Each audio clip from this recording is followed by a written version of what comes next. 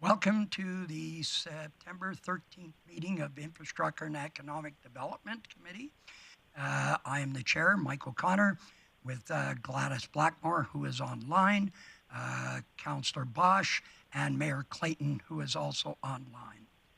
We call a meeting to order as there are no delegations that I'm aware of. We will go to 3.1, Director's Service Area Report, Director Glavin.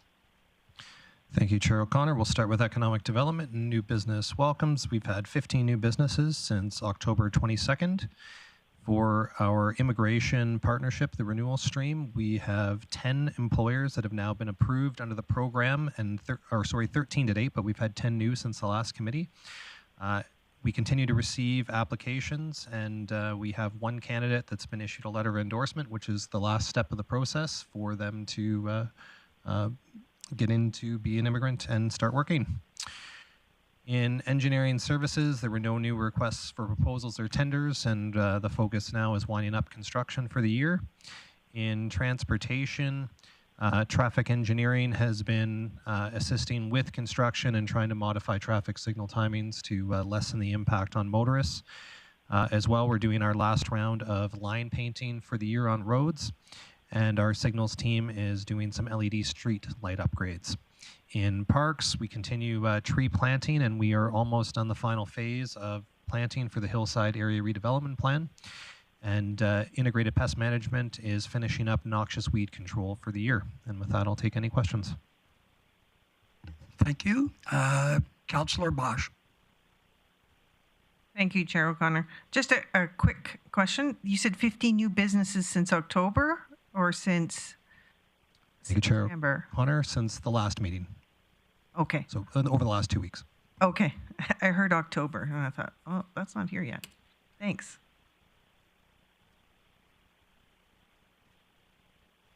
Okay, with that, no other questions for Director Glavin. We'll move on. Chair O'Connor, if you would notice, Councillor Blackmore has her hand up. Oh, sorry, missed it. Councillor Blackmore. Oh, thank you, Mayor Clayton. My question for Mr. Glavin is how you talked about tree planting. I'm wondering how the replacement of trees is taking place downtown in the downtown core. What percentage has been completed or when it will be completed? Thank you. And I don't mean the new trees. I mean the replacement of previous trees. Yes, thank you, Chair O'Connor. And I assume these are the trees that are associated with the previous phases of the downtown project. And if that's correct, then we're currently working with the contractor on having those replaced as they are under warranty. And I'll have to provide an update with a firm timeline. Okay, thank you. Thank you. Any other questions? Oh, I shouldn't have asked. Okay. Councillor Bosch. Oh, Councillor Thiessen, my apologies. Thank you very much, Mike O'Connor. Yeah, just a question in regards to those trees in the downtown core that Councillor Blackmore brought up.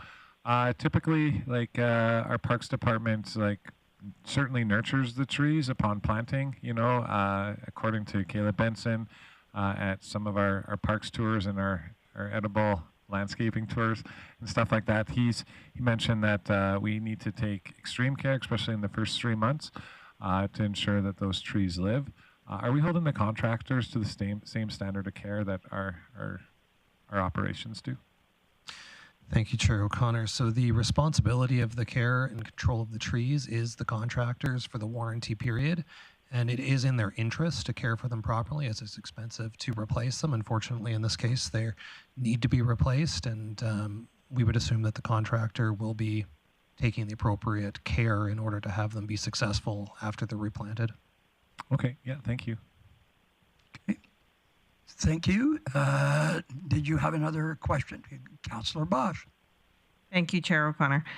Back to these new businesses. Happy to hear 15 new businesses, and I think I asked this at the last meeting, if we're working on making these businesses public, the names of them, so that our residents can patronage these new businesses and you know, we can get some word out there. I think there was like somewhere around 5 or 6 the last time, but 35 the time before. So I think it's great that we're getting new businesses, but I would love for people to know who they are, and I'm certain they would love that too. How are we looking on that? Thank you, Chair O'Connor. That is something that we're looking at what we do, because part of it is how we sign them up. You need to have the appropriate disclaimers on there in order to disclose any of the information that we're collecting. And it's something that I know we had discussed a couple months ago, and we had to make some changes to the form in order to make it automatic. So it would be a bit of a manual process to go back to all of the businesses right now that have opened up in order to see them, but it is something that we're considering doing. Oh, I'm happy to hear that. Thank you. Thank you. No further questions. We'll go to 3.2, Subdivision Authority Officer Appointment. Ms. Christine Donnelly.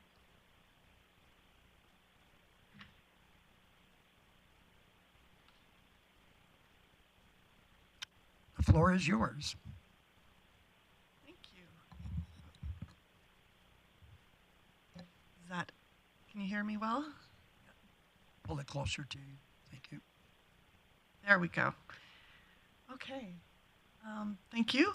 I'm here to speak to requirements under the Municipal Government Act.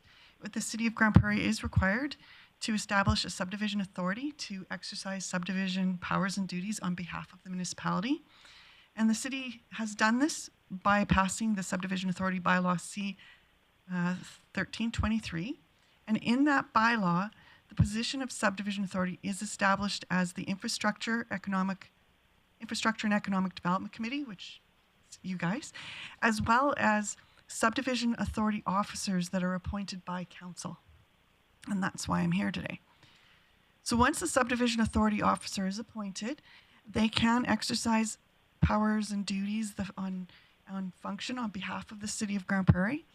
The exception is land that's designated as urban reserve under the city's land use bylaw, as well as land that's designated as agriculture under the county's land use bylaw. So that's some of those areas that were annexed a number of years ago.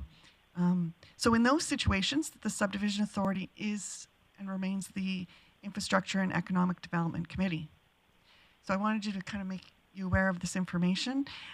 So when processing an application, the city uses the land use bylaw, the outline plans, and other statutory plans that we have, and as well as there is legislation. There's the act that needs to be followed, and a regulation as well. So as a result, there is a lot of direction for a subdivision authority officer when acting on behalf of the city. So subdivision applications have been processed in the engineering department for many years. And due to a recent retirement, as of this year, this position is now being transferred to the planning department. So I have with me today Olayemi Babalola and also Allison Downing. And Yemi he started with the city in July, and one of the primary tasks for his position, it would be the subdivision duties.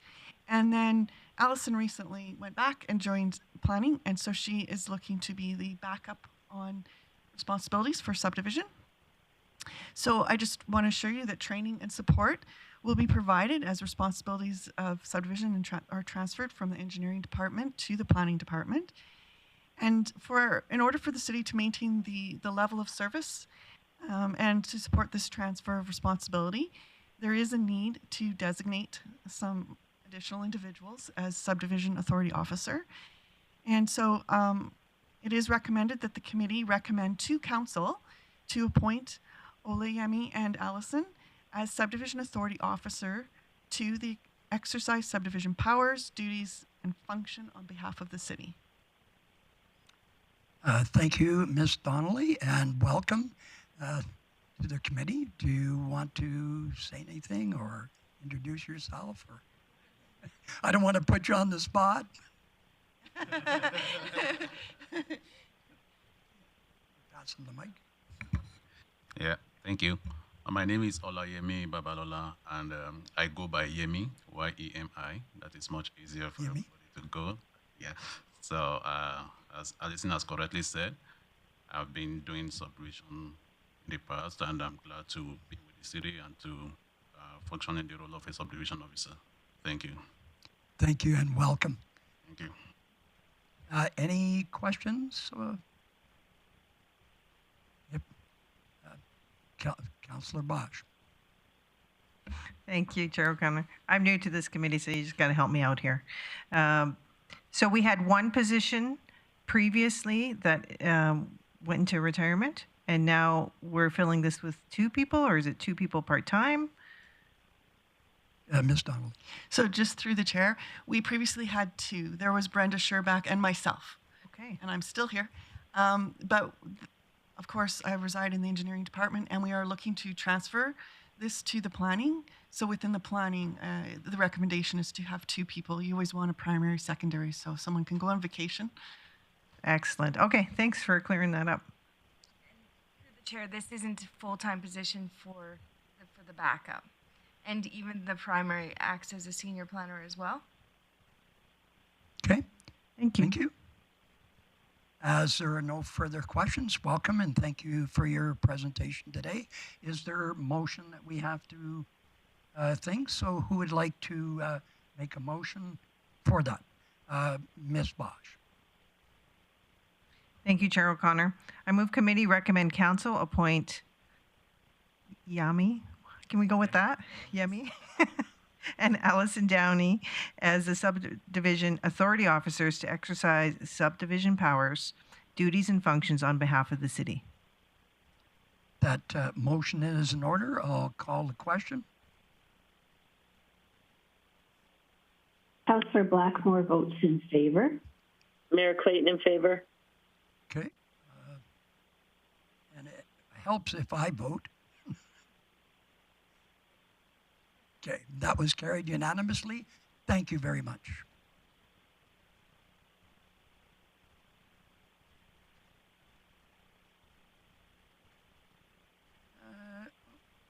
You're back. Thank you. We have item 3.3, development permit application, PL 220279, fascia signs with variation. And I would like to turn that over to Development Officer for clarification and presentation, please. Mr. Chairman, can we turn the screen on? Thank you. Okay, PL 220279 is a development permit application. Okay. PL 220279 is a development permit application for two fascia signs for the Pomeroy Hotel. Both of these signs require variances. It is recommended that the Infrastructure and Economic Development Committee approve the development permit for the proposed fascia signs with variances for the reasons listed in the report. On the aerial map, I want to specify we are talking about signs S7 and S1. Now, there are two signs on this permit, but I want to clarify for the committee that these can be split. We can have one approved and one refused. They don't have to both be the same result. Both of these proposed signs require a variance to the same section of the land use bylaw. The proposed signs require a variance to section 4.7b sub 3 within Schedule B, which reads, a fascia sign may be located above the second story of the building provided the sign does not exceed 2.5% of the area formed by multiplying the clearance of the sign from grade by the width of the building. Details of this application were circulated to 12 adjacent property owners, and in this case, they are all commercial businesses. Administration received letters of objection from several businesses located within the city of Grande Prairie who are within the same industry as the Pomeroy Hotel, who feel the approval of these variances would negatively impact them. The Traffic Engineering Department reviewed this application, and their only concern noted was possible issues with the brightness of sign number S1. This has been addressed with the sign company, who have advised that a dimmer control can be placed on this sign, and this has been addressed as a condition of the proposed development permit. Sign S7, using the formula identified in the section of the bylaw that I quoted earlier, this sign will require a variance of 148%.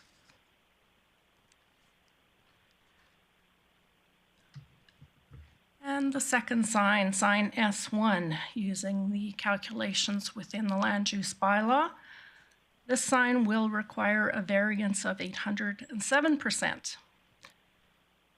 There was some questions asked about why the logo was not included. This was not part of the application for this sign. They were only applying for the words Pomeroy Hotel. Thank you, Mr. Chairman. Ms. Tennant, for your report. I'd like to now call an opportunity for people to speak in favor. Sorry. Okay. We now take the time for questions through admin. And so we have Councillor Berg. Yeah, thank you, Chair O'Connor. So my question is, when I'm reading the interveners here, I keep seeing the term digital signage, digital signage. Is this not just a static sign that I guess can change potential colors? But when I hear the term digital sign, I think of the ones that are basically television screens that can run any number of ads. So I just want a point of clarity on what type of sign this is. Okay, through the chair, I did confirm with the sign company that this in fact is a sign that will be black during the day and it will glow as plain white during the night. This is, they did this by using fabricated perforated black vinyl. There is no lighting other than the white to this sign. It is not a digital sign. Thank you. Thank you. Councillor Bosch. Thank you, Chair O'Connor. That was my question. The other sign that you were talking about, is that one lit as well? Not S1. Through the chair, sign S7 is also lit.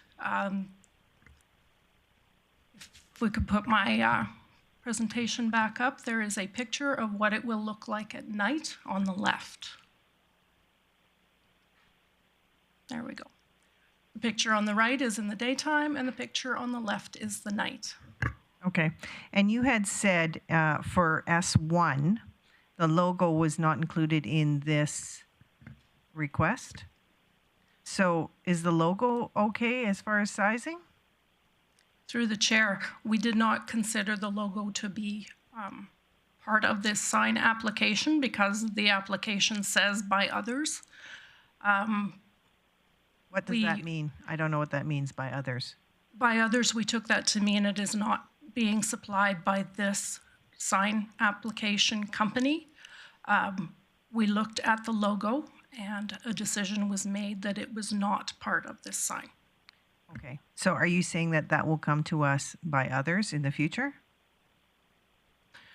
Through the chair, I have spoken to the applicant and they are not 100% sure if they are going to proceed with the application for the logo. Okay, thank you. Mayor Clayton.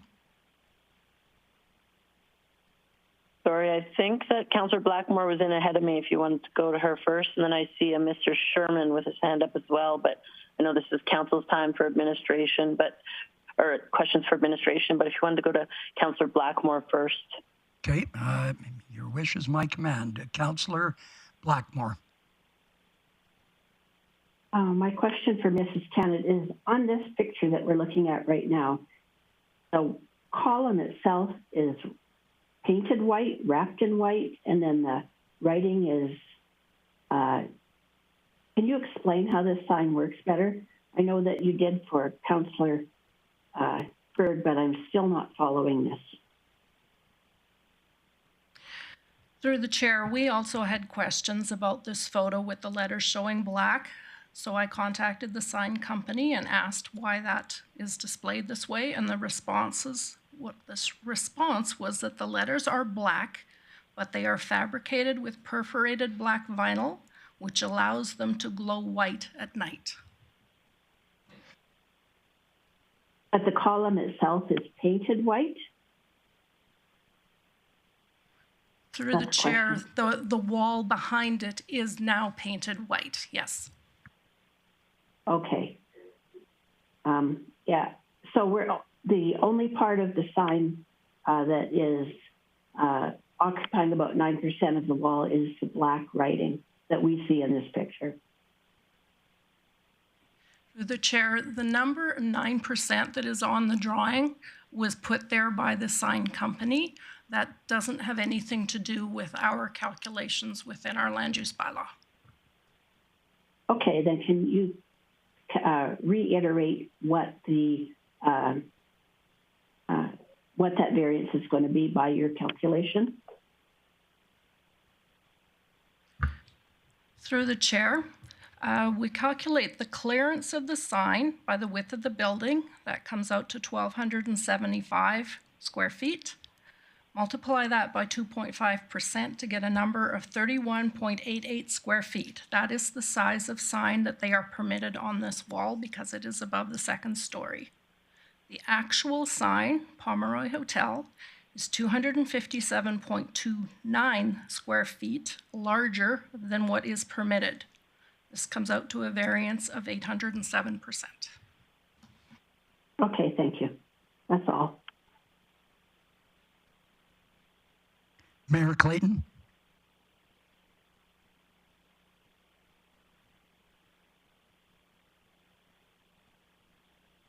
I think you're muted. Mayor Clayton? Sorry, thanks, Chair O'Connor.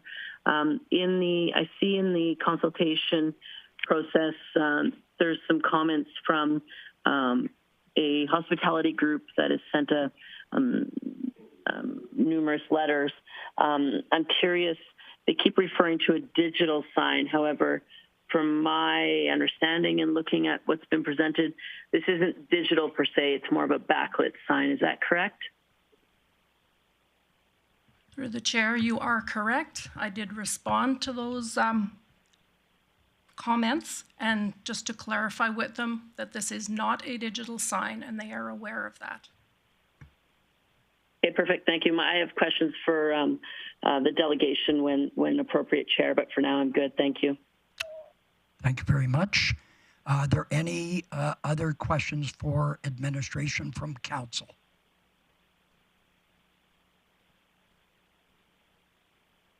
Seeing none, I will now call for opportunity for people to speak in favor of this motion. If you're present in the room, you can come forward. If you're online, somebody needs to mute. Okay, thank you. Please identify yourself and... Thank you. Morning, Council. My name's David Marriott. I'm the Chief Financial Officer of Pomeroy Lodging. So just speaking in favour of this variance. So just a couple of points I wanted to clarify for the council. You know, there was 6 objections from local businesses. Would like to note that all those businesses have a singular owner, so they're all owned by the same company. So it's essentially, you know, one complaint from 6 individual businesses owned by the one owner.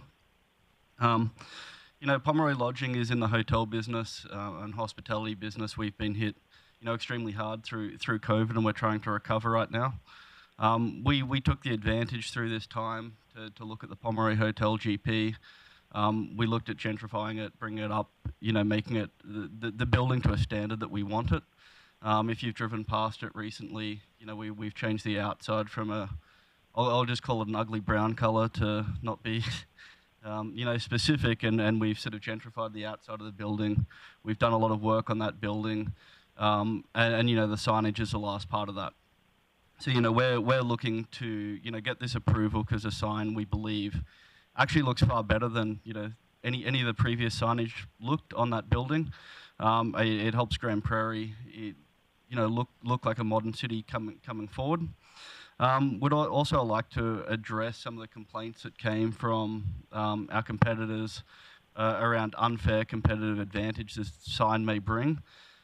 For us, electronic advertising, marketing online, and e-commerce is really where 95% of our business comes these days, and I'm assuming our competitors would be the same. So, we don't see this sign in any way changing our competitive advantage for the competitors in putting it up.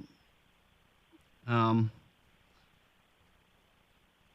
as for the light and things like that on the traffic, as stated, it is a purely backlit sign. It's just a vinyl sign that is backlit. From a traffic standpoint, it is actually a far simpler sign than what was there previously. So we actually feel it actually provides more of a traffic advantage now. Big words, people aren't squinting to look at what it actually says, and far less distraction on the new sign.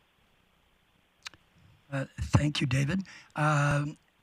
Councillor Berg has a question. Yeah, thank you, Chair O'Connor. So when we're looking at this, and we just briefly discussed the By Others sign, or that logo, what's the intention with that? Is that to come back to council? Is it painted on? What's the idea there? So that logo is painted on, or would be painted on, and if we need to, we'll bring that back to council. I wasn't involved in the original application for this sign, but we would obviously like that logo on there, and it would just be painted on the side, or just be a vinyl sort of stick on. So I'm just not fully sure of the council process, whether we need to bring that back or we can include it here. So if we need to bring it back, we would do that. A question for administration then, is that something he needs to bring back? Through the chair, Through the mic, please. Through the chair, he absolutely would have to bring that back. It would increase the size of the variance for this sign greatly, and it would also add 2 more variances that would be required. Okay, thank you. Thank you very much. I see Councillor Blackmore online. Is this a question for the presenter? It most absolutely is, Councillor O'Toole. No, O'Connor. Oh, not that again. I think you should change your name. This is a question for the Pomeroy Hotel. And it's not even related to this variance. It's just a quick question about the sign that's labeled on the map as S8. So it would be the west-facing sign on the north tower that's currently there. Is that sign going to be there in the future, or are we good? I would have to get back to council on our plans for that sign. Okay, you don't have to get back to us. It's not part of this hearing. It was absolutely an unrelated question. So, yeah, don't worry about it. We'll find out as time unveils. Okay, the chair recognizes Ms. Tennant. Thank you, Mr. Chairman. Sign S8 was on the original application, but it was removed from scope of this application. I am aware there is a banner sign hanging on that wall right now, and that matter is being addressed separately. Okay, your hand's still up, Councillor Blackmore. Would you? My hand is up by accident. I've asked all my questions. Okay, thank you.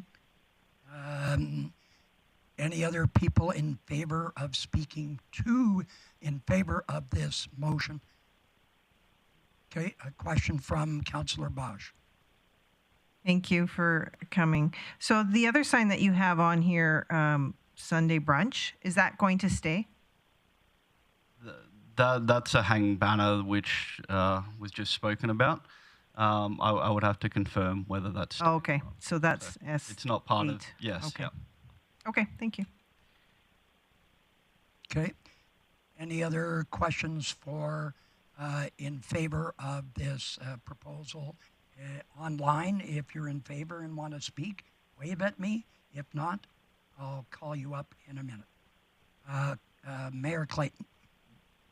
Mayor Clayton. Sorry, not a proponent to speak in favor, more of a question for the delegation.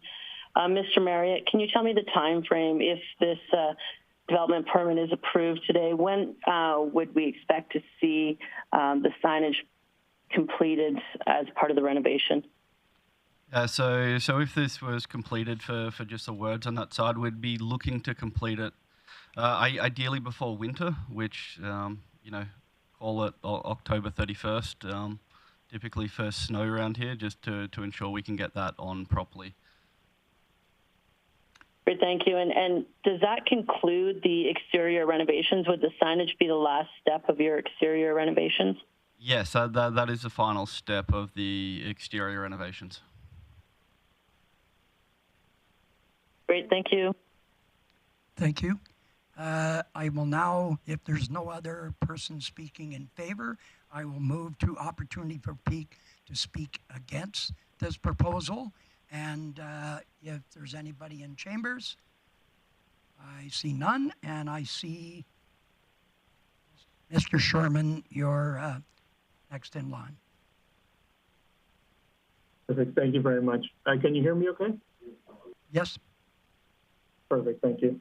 So my name's Robert Sherman, speaking on behalf of Holloway Lodging Corporation. We'll own and operate 4 hotels in the Grande Prairie community. Obviously I did put forward a submission, so I'll try not to reiterate my comments there. But, really I just wanted an opportunity to provide some comments on the 4 reasons that were provided for the recommendation to the committee. And at the very least, just provide an alternative perspective or some food for thought for the committee to consider. The first item that I guess jumps out to me a little bit here is that the recommendation does, heavily rely on, I guess what is a subjective opinion that it's a high standard of appearance and design. And I guess for me, I just want to point out that I do think that's a slippery slope or a dangerous precedent. Who decides what is good design? When are the bylaws relevant? When are they not? I also think this committee should obviously be keeping in the back of their mind that, this does set an expectation that, that it'll be very difficult to not approve other large variances for signage in the future if this one is moved forward. And maybe that's something you're comfortable with, but, I think it's a point at least worth mentioning. The second point raised is it's not deemed a traffic hazard. To be honest, I don't know the criteria for that, and I'm sure the people who make that decision are much more educated there. I will just say that, anecdotally, we've heard of, significantly more modest signage variances being denied in the past, and that traffic hazard and distraction being raised as a reason for that. So I think consistency is important here. The next one, I'm not going to get too much into this. You can read my submission on the, negatively impacted adjacent businesses. I do just want to point out, though, on the site area map, our Super 8 hotel, which is just across from the hotel, was not included on that map of adjacent businesses, which I think is relevant. Our Quality Inn is also just outside of that map. The final reason provided for approval, or recommendation, sorry, was that the applicant intends to remove 2 freestanding signs. So this will now be the primary identification for the property. I guess for me, the question for committee and something to consider is, because, logically, I just had trouble following that rationale is, why is the voluntary removal of signage that is already compliant with the bylaw and provides visibility a reason for something that isn't compliant with the bylaw? Just logically, I had trouble with that point. Obviously, a trust committee will, you will decide what's best for community of Grande Prairie. But like I said, I just wanted to provide, an alternative perspective and, our thoughts when I read administration's report. Thank you, though, for your consideration. Just hang tough, Mr. Sherman. I have a question from Councillor Berg for you. Thank you, Chair O'Connor. So, Mr. Sherman, I respect everything that you've said there. One of the things that I personally like to see is business improvements, business facades. And again, it is judgmental, as you pointed out, what is attractive and what is not. I do find this attractive, and I'm not a fan of the pylon sign. So, again, for me personally, I like the idea of getting rid of that. I guess around your hotels, I just want to assure you that should committee pass this, I am totally open to any businesses in town coming in, and if they want to make their buildings more attractive and help promote their business, I'm totally open to that, including yourselves. So if I were to open that door to you, is that something that you would consider? Yes, absolutely. And to be honest, if this does pass, we obviously would need to consider that because, I guess once that door is open, I think that is something we need to look at. Okay, thank you. Thank you. And we have somebody else online. Just 1 second. Got to curse over to that person. Or no cursing allowed.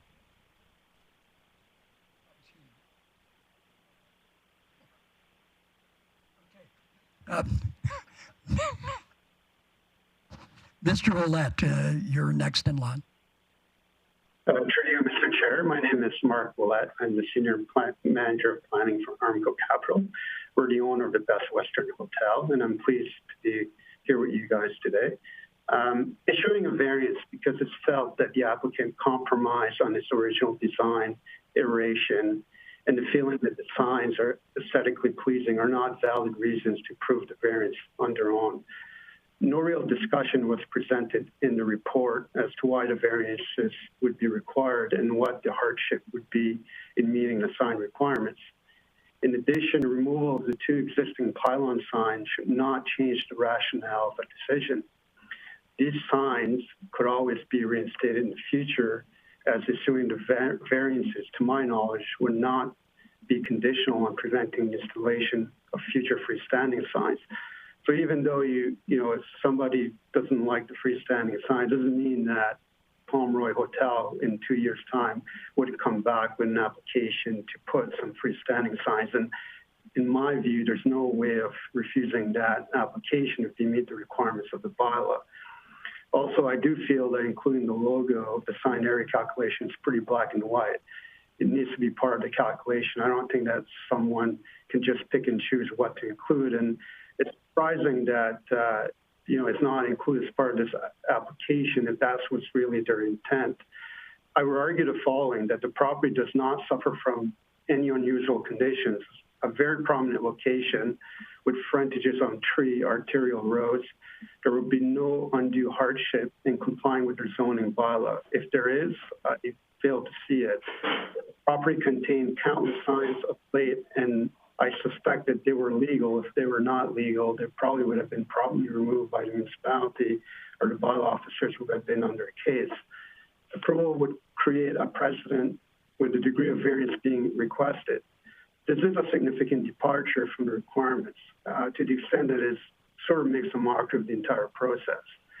If the sign requirements are not satisfactory for this hotel, I would argue that they're not satisfactory for any hotels, because it's a very prominent site. If you can't find a room to properly have the location, you're going to have that issue with any hotels in your jurisdictions. Now, if council felt that the sign requirements are too tight to operate with, I would suggest that the real way of dealing with it would be to amend the requirements of the existing bylaw rather than issuing variances whenever somebody feels that they need to have bigger signs. We therefore would like to see the application refused. And in closing, I thank you for allowing me to address you today. Yes, are there any questions for Mr. Ouellette? Councillor Bosch. Thank you, Chair O'Connor. Thank you, Mr. Ouellette, for coming online and speaking to us. My question to you, because quite honestly, the only constant is change, and whether that's in a personal life or in business, that is a fact. Are you saying that the Best Western and the company that you represent is not interested in potentially ever changing your marketing or your signage? Not saying that, but I feel that if council feels feels that the requirements are not satisfactory to allow a hotel to advertise properly, they should look at amending the requirements of the bylaw, not necessarily issuing variance every time somebody comes in and wants to put a bigger sign, because then it becomes very subjective. If you deal with it through the bylaw by amending the requirements so you make it big enough that people can properly advertise, then you're not in a situation where you might be discriminating against one hotel versus another one, because it can become very subjective when you're looking at sign design. That would be my argument. There's no reason why you need to issue variances on signs, especially like to the extent that they're being requested today. Either they're going outrageously big, or maybe the requirements of the sign bylaw is not adequate. Okay, thank you for your response. Thank you. I see no, if you could lower your hand and mute yourself, Mr. Ouellette.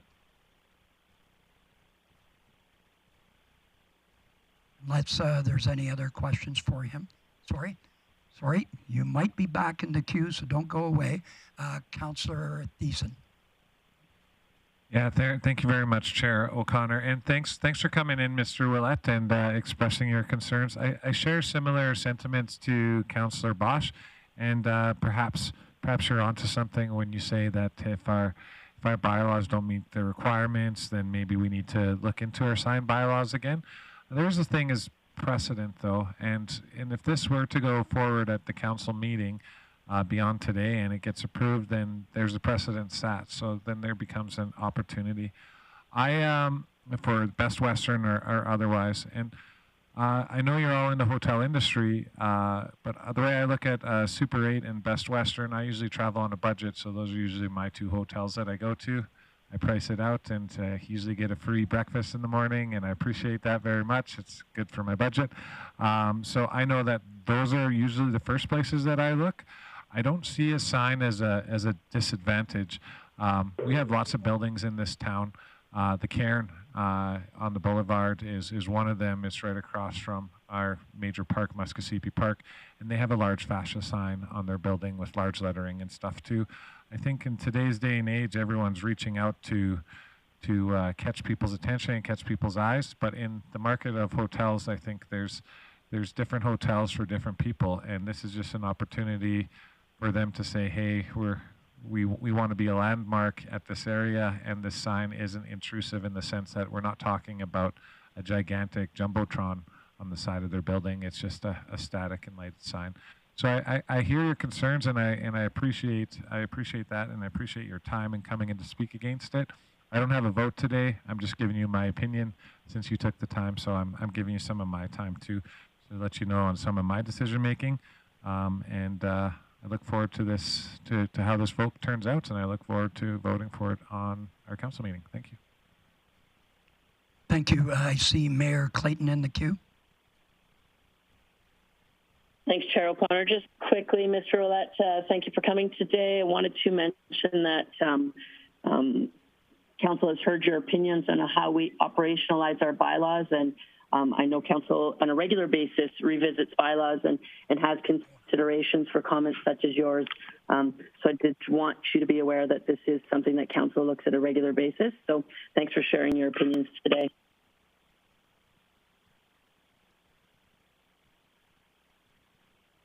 Okay.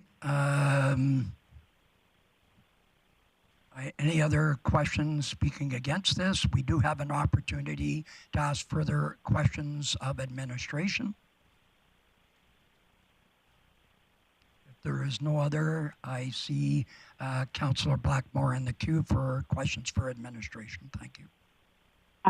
I don't have a question, Councillor O'Connor, but I would make a motion if you're ready for that. Okay. Go ahead. Okay, I would move that the Infrastructure and Economic Development Committee approve development permit PL 220279. And in speaking to that, I feel that because it's not an electronic sign or a digital sign, the size of it is not going to be overwhelming in the landscape of the businesses in that area. I believe that we probably do need to look at our sign variances when it comes to static signs because we are in a changing environment. But for today, for this particular application, I'm quite comfortable supporting it. Okay. Any discussion? Okay. All right. Mayor Clayton. Thanks, Chair O'Connor. I just want to see the, it may take me a minute to vote because I want to see the wording on the motion. We're just working on that.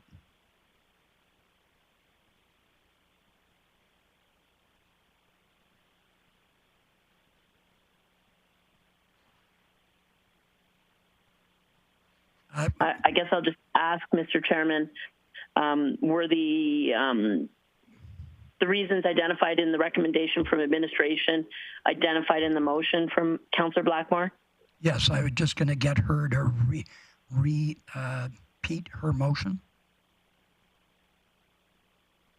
My motion was pretty simple. I just said that I move that we approve development permit PL 220279.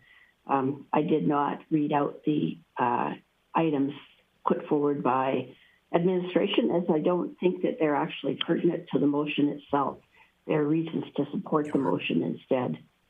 Apparently, I'm getting a nod saying they are. Yeah, pertinent. Yeah. If I may, Chair O'Connor, I would just ask that Councillor Blackmore, if you do support the items, the reasons as identified by administration for the variances as laid out in the report, I would recommend that you include those. If that's not the motion you intend to present, then then so be your motion. However, I would ask that if you do agree with the reasons as laid out in the report, that they be identified in the motion. Your wish is my command. So yes, we would identify those. Thank you. Okay.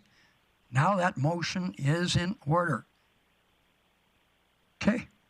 And just before we vote, just want to let you know, this does not mean it's approved. It has to go to council.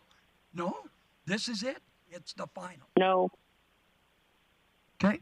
We are the approving authority for this. Okay. Thank you. I just wanted to make sure everyone was clear on what they were voting on. Okay. Call the question. I don't see the motion. I don't see the motion up yet, but I will vote in favor. Thank you.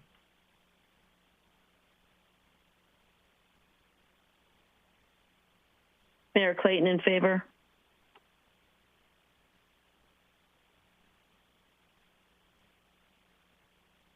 And that was carried unanimously. I thank everyone for participating and coming in and expressing your concerns. That's a democratic process, and thank you. Okay, and we're just changing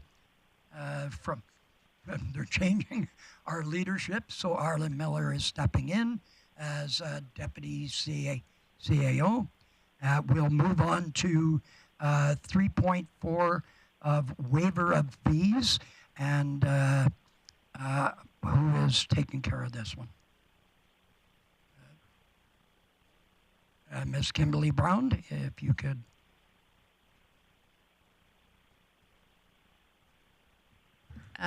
Thank you, Mr. Chairman. It's Kimberly Brock, just for clarification. Administration has received a request to waive the fees for costs associated with the building addition project for the Decoy Armories building located at 9005 101st Street. The subject property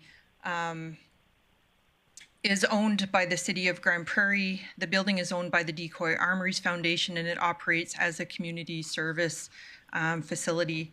I'm sorry, may I just have my the screen changed to the PowerPoint, please?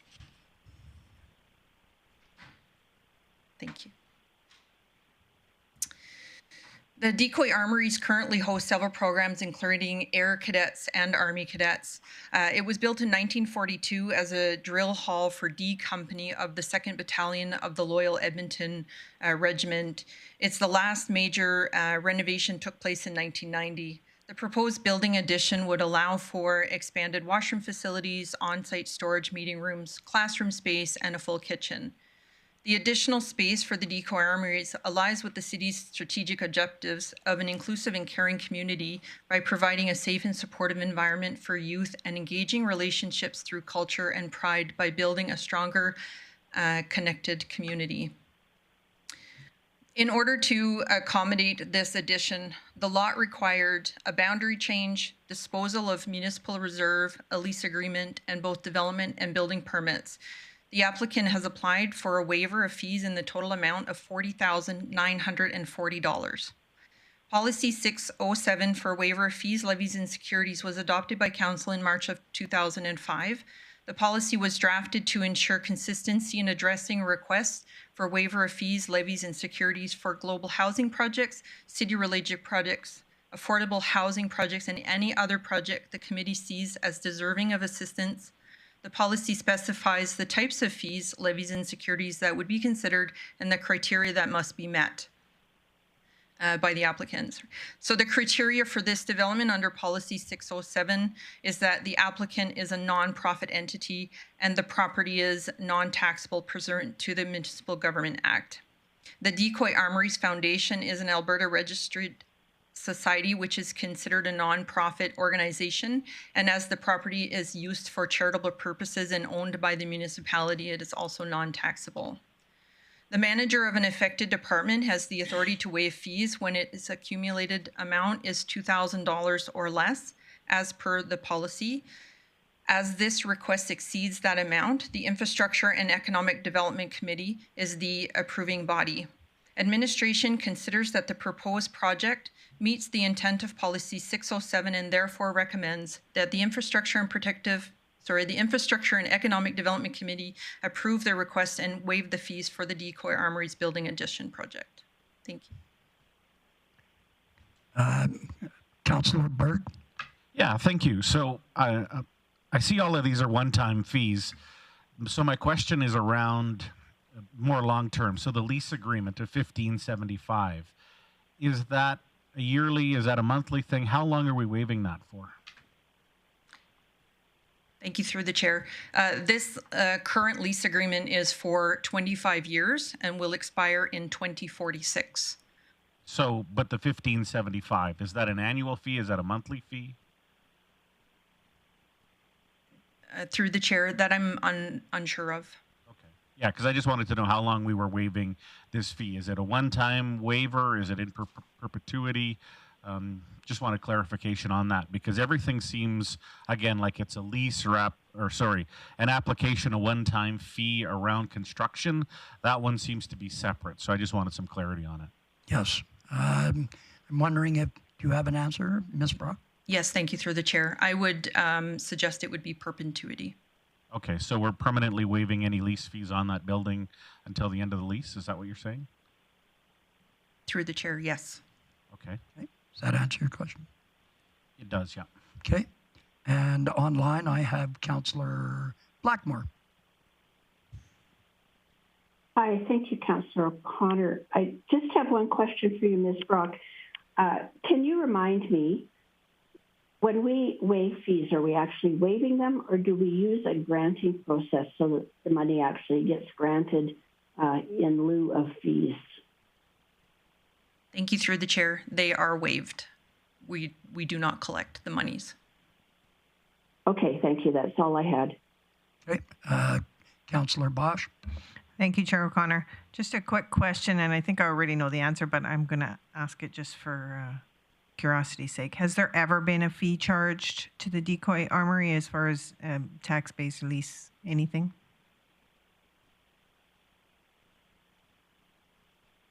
Through the chair, I'm not certain of the answer to that. Okay. In regards to this project, we have not collected any fees.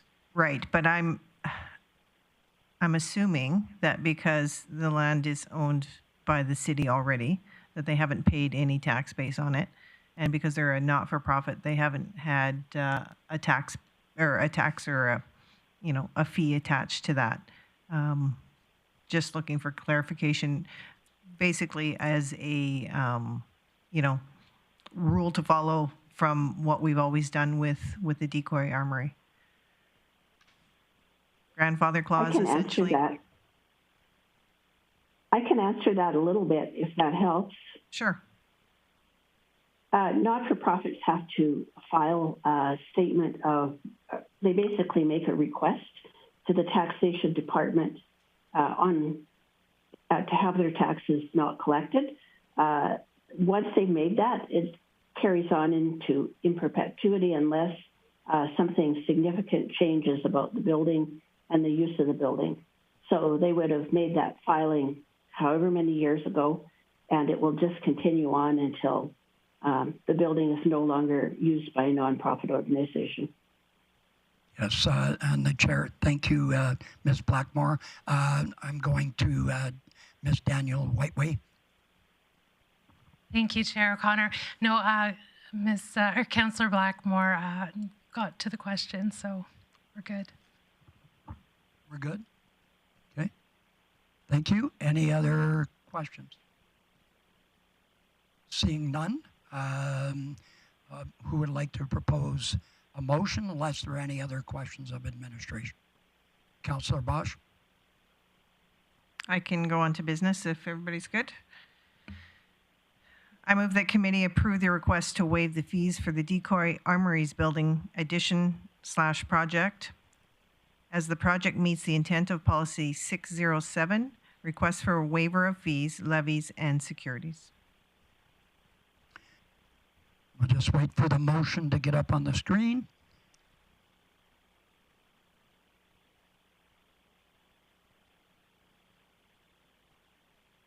Okay. Just a little technicality there. That motion's in order. I call for the vote. Mayor Clayton in favor.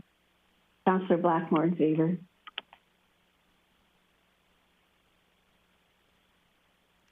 And that's it, carried unanimously. Thank you very much. Thank you very much, Ms. Tennant.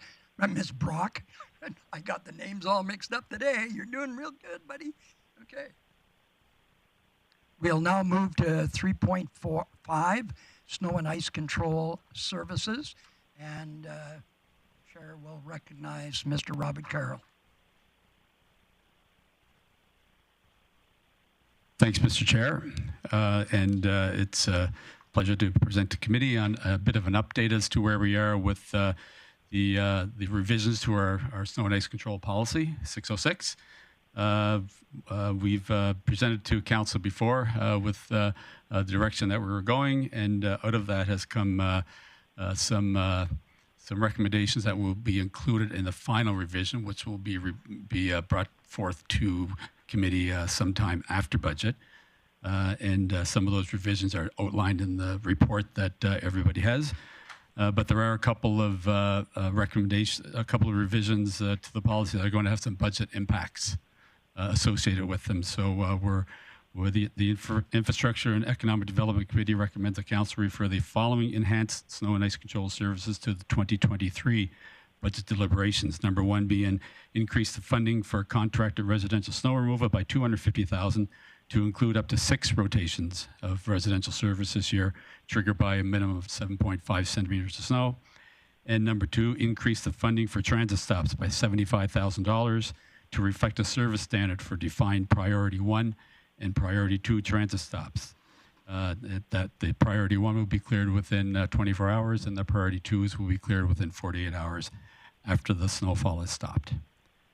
So that's the recommendations. Any questions, I'll be glad to take.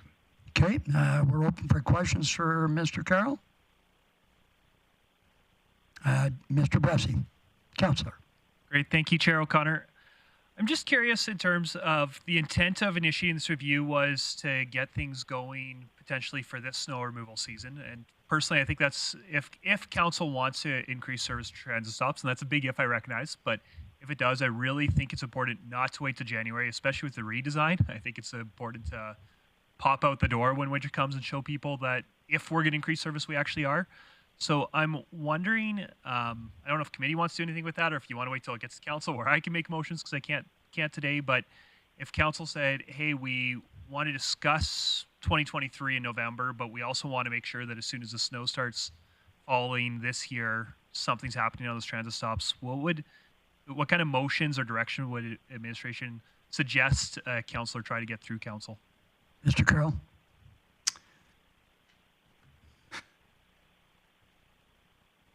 Mr. Glavin. Thank you, Chair O'Connor. I'll take a crack at it. I think ultimately what we'd be needing is endorsement of this level of service ahead of budget and a funding source should we need to actually execute. So if it snows before budget and you'd like that level of service, we'd need to fund it from somewhere, as these are contracted services. Okay, Mr. Bressie. Awesome. Well, thank you. Well, assuming this does come to council, and that's a big assumption, I know committee hasn't decided yet, but just heads up to administration, I'll be asking at council what would a budget for this be and what would be a recommended funding source, because I think council should consider that. Okay, thank you very much. I'd like to would somebody like to make the motion? Councillor Bosch. Thank you, Chair O'Connor. I just have a question first. We do already know the cost is $75,000, correct? So we're not going to be asking if it's going to be more or less. Is that right? Director Glavin. Thank you, Councillor O'Connor. So what you see in front of you is the cost to deliver on this service level for a full year. Essentially, Councillor Bressie is asking for the costs up until council rules on it, which would be less than the amount that we're asking for. Okay. Okay, I understand that now. And just a quick question. This is for a sixth potential pass. Have we ever done 6? Or had the need to do 6? Through the chair, no, we have never done 6. The most we did was this past winter where we did 5. Okay, thank you. And some say we should have probably did 6. Okay, I can make this motion. Okay. Well, just one second. Councillor Bressie is in the queue, and I'll come back to you if you're going to do the business part. Thank you, Mr. Bressie. Yeah, great. Thank you. And it's nitpicking a tiny bit, but just want to be clear. I think the important question is, what would it cost to fund the service up to January 1st? Because in November, council's not making any decisions that kick in until January 1st. Go ahead, Mr. Carroll. Through the chair, we cost this out at about $6,200 per rotation.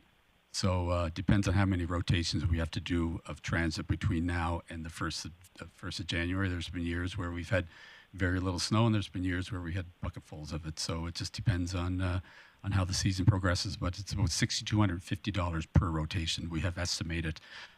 But we don't have a contractor in place yet to do that. It will be a bit of a procurement issue to get us through and find if there's people out there who are willing to provide that service.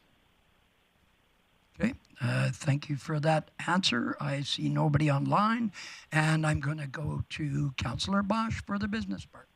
Thank you, Chair O'Connor. I move committee recommend council refer the following enhanced snow and ice control services to the 2023 budget deliberations. And in saying that, increase the funding for contracted residential snow removal by $250,000 to include up to 6 rotations triggered by a minimum of 7.5 centimeters, and increase the funding for transit stops by $75,000 to reflect the service of standard for defined priority 1 and priority 2 transit stops to be cleared within the business day or within 1 business day for priority 1 and 2 business days for priority 2 after snowfall ending. Okay, that motion is in order. Any other discussion? Call the question. Mayor Clayton in favor. Councillor Blackmore in favor. That's carried unanimously. Thank you very much for doing that. Excellent job, Mr. Carroll and your department. Thank you. We now need a motion to go in camera. So, Councillor Bosch. Thank you, Chair O'Connor. I move for this committee to go in camera.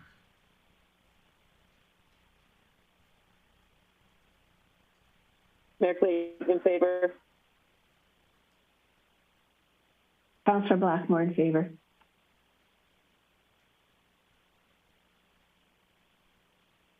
Can you, that was carried. Can you please switch over to the in-camera link? We'll let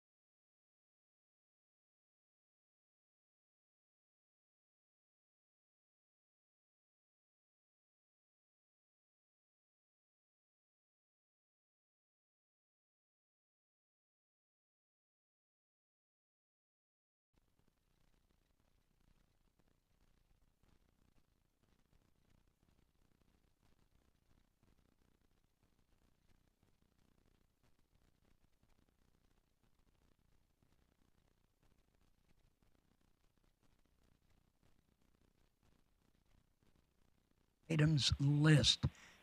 Director Glavin.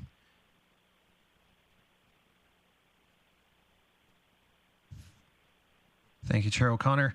With respect to the outstanding items list, we dealt with item 1203, the snow and ice control policy. That is going on to council, and there are no other changes, and everything else is on track. Okay, I need a motion. Councillor Bosch. Thank you, Chair O'Connor. I move that committee receive the September 13th, 2022 outstanding items list as amended for information. And we call the question. Councillor Blackmore in favor. Mayor Clayton in favor. Okay, that was carried unanimously. And have a great and safe day. We call the meeting adjourned. Bye, everybody.